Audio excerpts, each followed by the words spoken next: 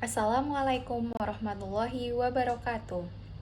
Perkenalkan, nama saya Ais Asana Atkia, mahasiswa Magister Manajemen Universitas Hayam Wuruk Perbanas Surabaya. Kepada yang terhormat Bapak Ibu dosen Universitas Hayam Wuruk Perbanas Surabaya dan juga teman-teman Magister Manajemen yang berbahagia.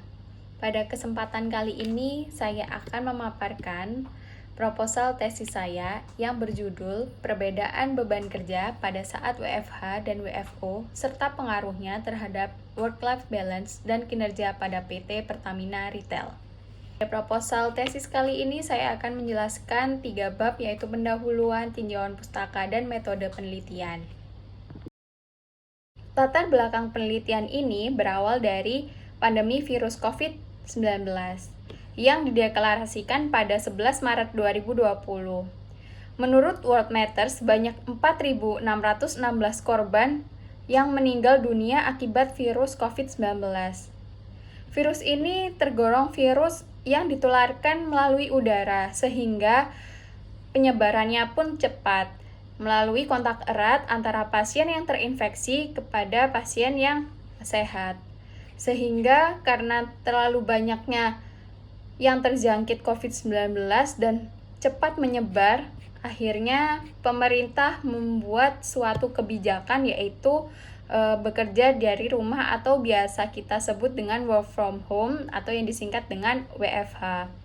Nah, hal ini sudah dituangkan dalam Surat Edaran Nomor 19 Tahun 2020. Tentunya Pertamina sebagai salah satu perusahaan BUMN juga menerapkan aturan WFH ini.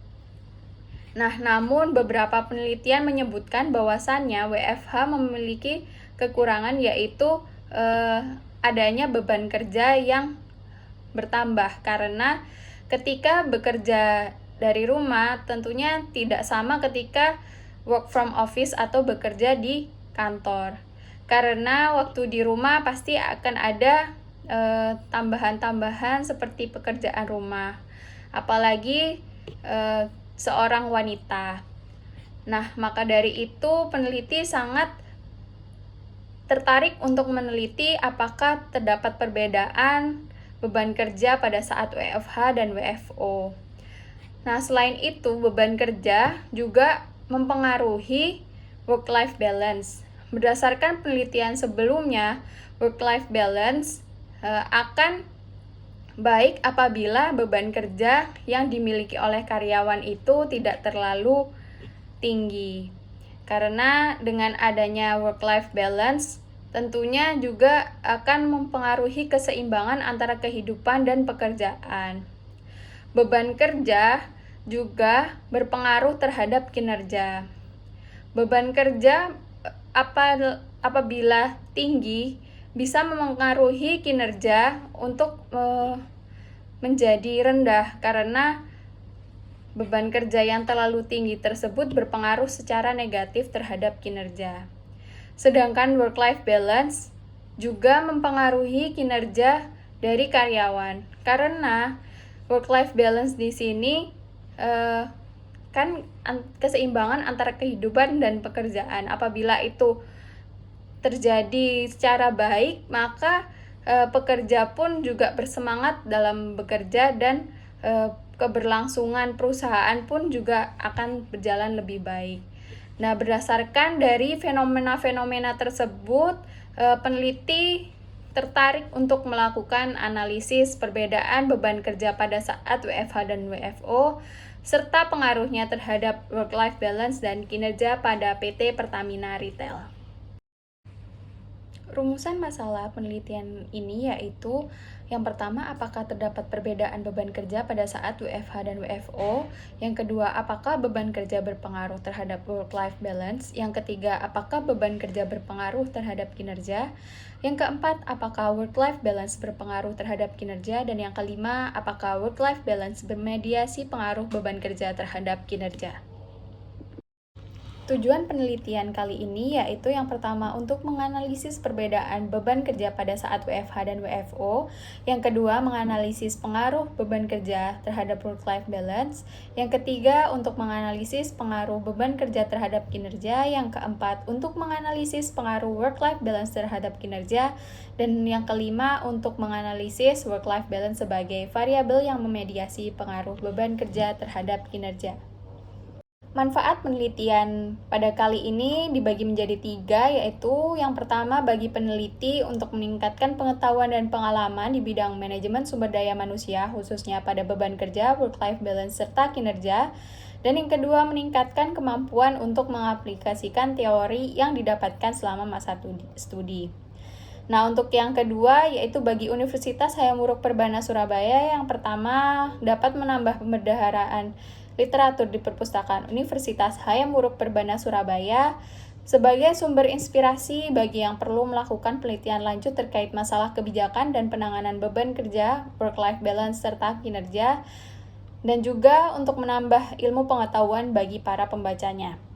Yang terakhir yaitu bagi Pertamina Retail, yang pertama untuk mengetahui beban kerja yang berlebihan maupun yang terlalu rendah, yang kedua bahan masukan untuk membuat perencanaan sistem kerja, dan yang ketiga bahan pertimbangan untuk menentukan kebijakan dalam mengambil keputusan berikutnya mengenai masalah beban kerja, work-life balance, serta kinerja, serta bahan masukan untuk upaya pencegahan masalah beban kerja, work-life balance, serta kinerja yang turun. Untuk sistematika penulisan sendiri yaitu bab 1 pendahuluan yang menjelaskan seluruh aspek menyebabkan peneliti melakukan penelitian ini. Yang kedua yaitu tinjauan pustaka yang berisi tinjauan dari para peneliti yang terdahulu. Yang ketiga metode penelitian yang menjelaskan tentang rancangan penelitian. Untuk penelitian terdahulu, terdapat 8 peneliti. Yang pertama yaitu dari Gautama et al. Tahun 2020. Variabel yang diteliti yaitu working condition, WFH, dan WFO, serta mental workload. Nah, untuk lokasi penelitiannya di Kantor Pelayanan Utama Bea Cukai tipe A Tanjung Priok, jumlah respondennya 843 dari total populasi 1081. Untuk teknik analisis yaitu PERTI test, dan hasilnya terdapat perbedaan beban kerja mental pegawai setelah pemberlakuan WFH. Yang kedua yaitu dari Irawanto et al. Dia meneliti satisfaction, work-life balance, dan work stress. Nah, ini lokasi penelitiannya di pekerja yang dipaksa bekerja dari rumah di seluruh Indonesia. Untuk sampelnya 472 dari populasi pekerja yang dipaksa bekerja dari rumah di seluruh Indonesia, dan teknik analisisnya menggunakan Smart PLS. Hasilnya, WFH, work-life balance, dan stres kerja memiliki pengaruh yang signifikan baik secara langsung maupun tidak langsung terhadap kepuasan kerja. Untuk yang ketiga, yaitu dari Shihabuddin et al. Tahun 2019, ini meneliti tentang workload, work-life balance, dan kinerja di Olino Garden Hotel Malang dengan jumlah sampel 43 dari total populasi 48. Teknik analisisnya menggunakan analisis jalur. Terdapat hasil yaitu beban kerja berpengaruh positif dan signifikan terhadap work-life balance. Work-life balance berpengaruh positif dan signifikan terhadap kinerja. Beban kerja berpengaruh negatif dan signifikan terhadap kinerja. Dan yang terakhir, beban kerja tidak langsung berpengaruh positif terhadap kinerja. Selanjutnya yaitu penelitian dari Fuadi Putra, IR, dan Novianti, KR pada tahun 2020 terkait workload, work-life balance, job autonomy, job satisfaction. Lokasi penelitiannya di sektor perbankan Malang. Untuk jumlah responden adalah 100, populasinya dari pekerja wanita di sektor perbankan di Kota Malang. Teknik analisisnya yaitu PLS, dan memiliki hasil beban kerja berpengaruh signifikan terhadap work-life balance, otonomi kerja, beban kerja, dan keseimbangan kehidupan kerja atau work-life balance memiliki pengaruh langsung dan tidak signifikan terhadap kepuasan kerja.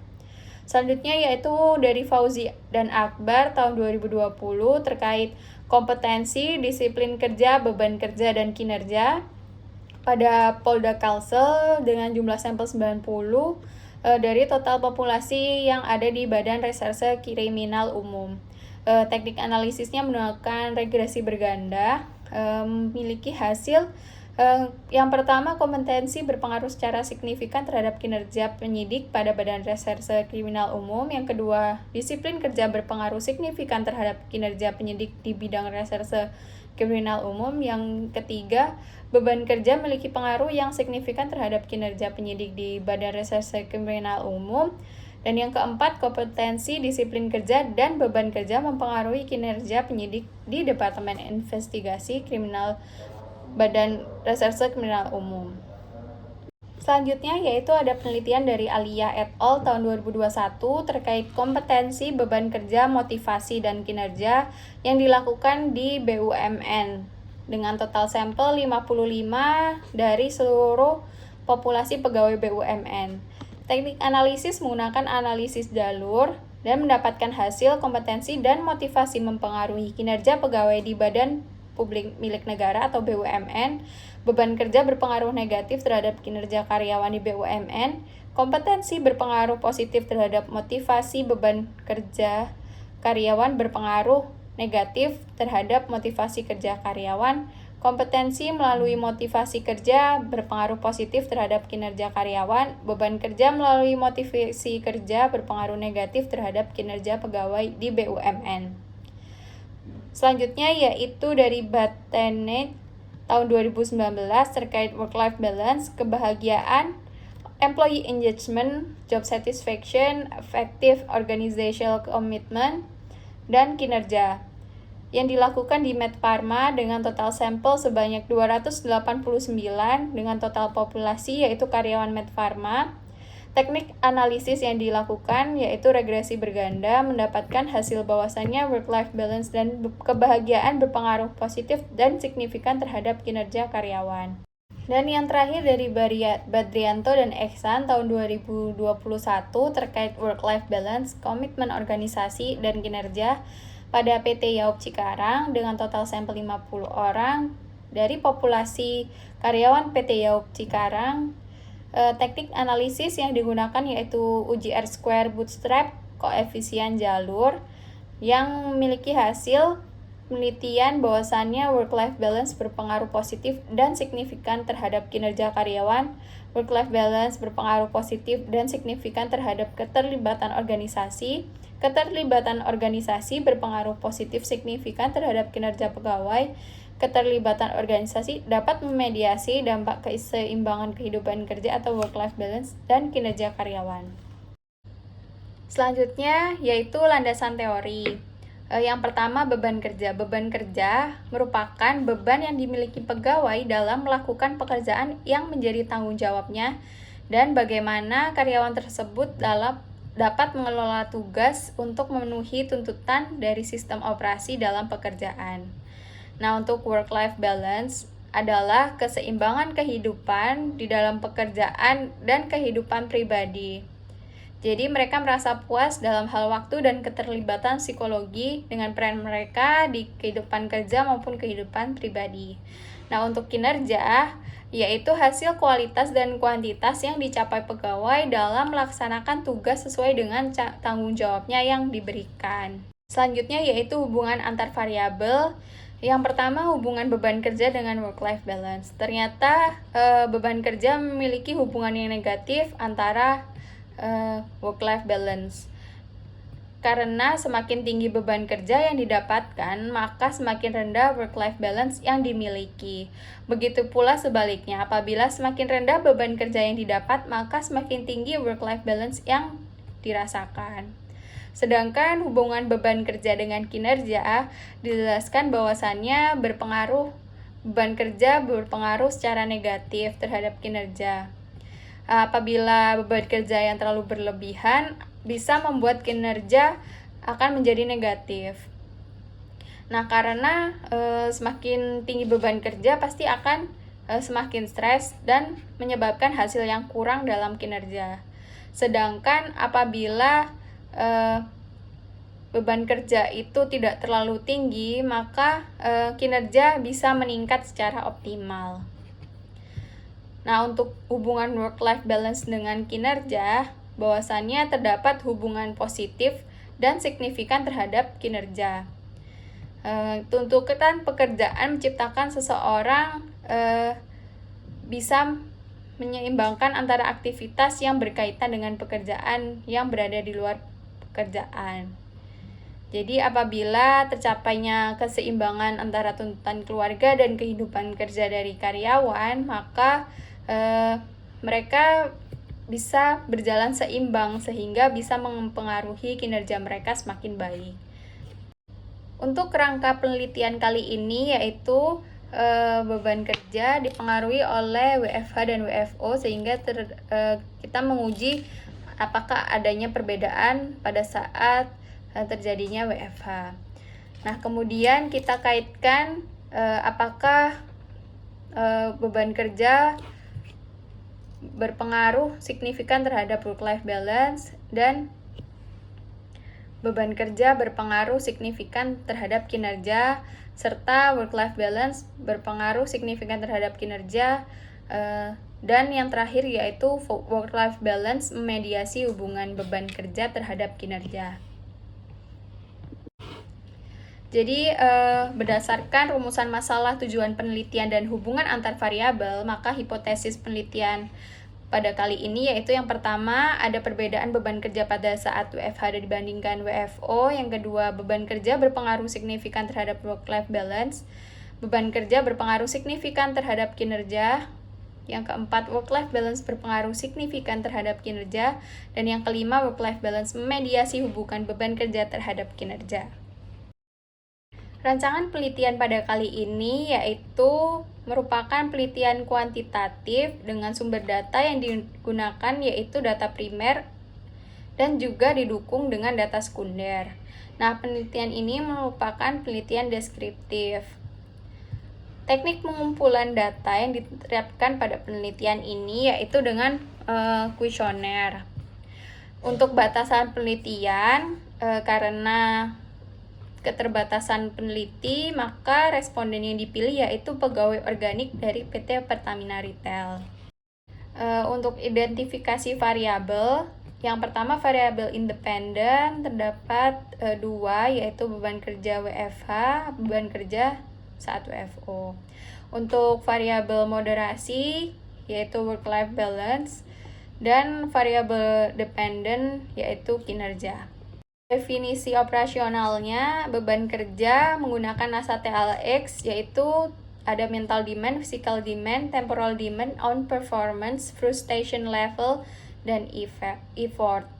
Untuk yang work-life balance menggunakan McDonald-Berkeley yaitu ada 3, keseimbangan waktu, keseimbangan keterlibatan, dan keseimbangan kepuasan.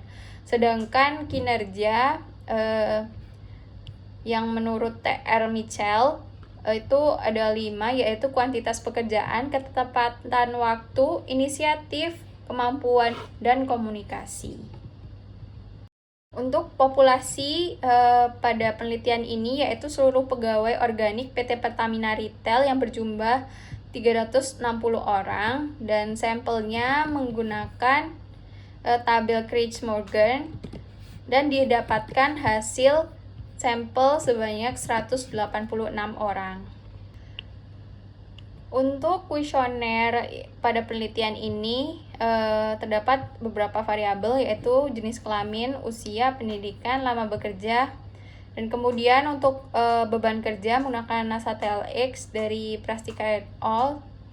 Yang terdapat 6 kode atau 6 indikator. Kemudian dari Ganapati untuk work-life balance terdapat 3 indikator, dan yang terakhir dari Najon et al. Tahun 2018 terkait kinerja terdapat 5 indikator. Data yang digunakan yaitu terdapat data primer dan data sekunder. Data primer berupa penyebaran kuesioner yang dilakukan oleh pihak yang memenuhi kualifikasi untuk menjadi objek penelitian, dan yang kedua data sekunder seperti dari buku, laporan, jurnal, dan data perusahaan. Teknik pengumpulan data yang dilakukan yaitu dengan menyebarkan kuesioner baik secara offline maupun online menggunakan Google Form. Tata caranya yaitu yang pertama membagikan kuesioner kepada responden yang memenuhi kriteria, kemudian yang kedua menjelaskan tata cara pengisian yang benar dan baik, kemudian yang ketiga mewajibkan responden untuk menjawab semua pertanyaan dengan sebenar-benarnya. Yang terakhir yaitu memberikan apresiasi bagi responden yang telah bersedia membantu dalam penelitian. Tentunya kuesioner tersebut harus dilakukan uji validitas dan uji reliabilitas. Nah, untuk uji validitas ini menggunakan pendekatan MTMM, multi-trait, multi-method untuk mengetahui tingkat kevalidan dari kuesioner tersebut. Sedangkan uji reliabilitas menggunakan korban alfa untuk mengetahui apakah kuesioner tersebut reliable atau tidak. Teknik analisis dari penelitian ini dilakukan dalam dua tahap, yaitu yang pertama analisis deskriptif. Analisis ini berbentuk tabel distribusi frekuensi dari setiap variabel penelitian. Tujuannya untuk menjelaskan karakteristik setiap variabel yang diteliti. Yang kedua yaitu dengan analisis statistik. Analisis statistik yang pertama menggunakan alat ukur PLS. Karena pada penelitian ini terdapat variabel mediasi, sehingga lebih mudah untuk mengetahui beberapa variabel secara bersamaan. Nah, untuk yang uji beda pada penelitian ini menggunakan perti-test supaya mengetahui dan membandingkan antara beban kerja saat WFH dan WFO. Sekian presentasi seminar proposal saya pada hari ini. Terima kasih atas perhatiannya. Mohon maaf jika ada salah kata maupun perbuatan. Saya sangat terbuka dengan diskusi maupun masukan. Terima kasih. Wassalamualaikum warahmatullahi wabarakatuh.